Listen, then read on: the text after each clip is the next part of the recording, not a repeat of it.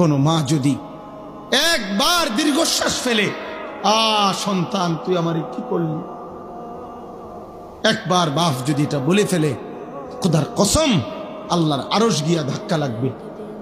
আর আল্লাহ বলছে, নবী বলছে, আল্লাহ সব পাপের শাস্তি সহ্য করতে পারে। আল্লাহ বলছে সব পাপের শাস্তি আল্লাহ হাসরের ময়দানে দিবে।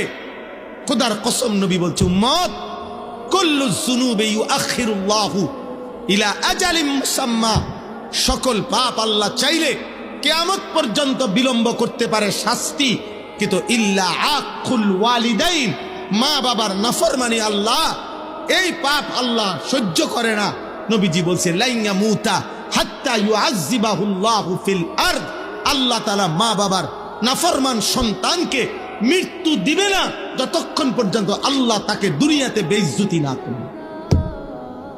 রাতের 12টা 11 বাজে, তাহলে রাত 12টা 11 পর্যন্ত যে যুবক সজাগ থাকতে পারলা, সেই তুমি কেন সেজদা দিতে পারলা না বাপ? বলো না আব্বা, কেমনে ঘুমাইবা এখন? সারাদিন মোবাইলে হয়তো নারী দেখছো, ছবি দেখছো, অশ্লীল দৃশ্য দেখছো। সারাদিনে যারা পেশাব করে হয়তো পানি নাও নাই, টয়লেট পেপার ব্যবহার করো না, শরীরও নাপাক, আর এই অশ্লীল নারীর ছবি দেখলে হারাম বীর্যপাত হয়, এ কারণেও শরীর নাপাক। এক ওয়াক্ত নামাজও পড়ো নাই, এই অবস্থায় যে ঘুমাইলা, নাপাক দেহ, নাপাক শরীর, দিলটাও নাপাক, এই নাফরমান, এই ঘুম যদি আর না ভাঙে, এই রাত যদি আর ভোর না হয়, হ্যাঁ হবে বা?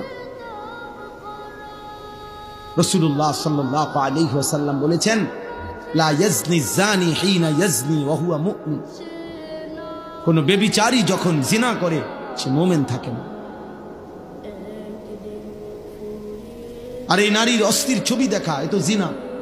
নবীজি বলছে চোখের জিনা। নিজের হাতকে নিজের লজ্জাস্থানে নাপাক ব্যবহার করা, এ তো জিনা।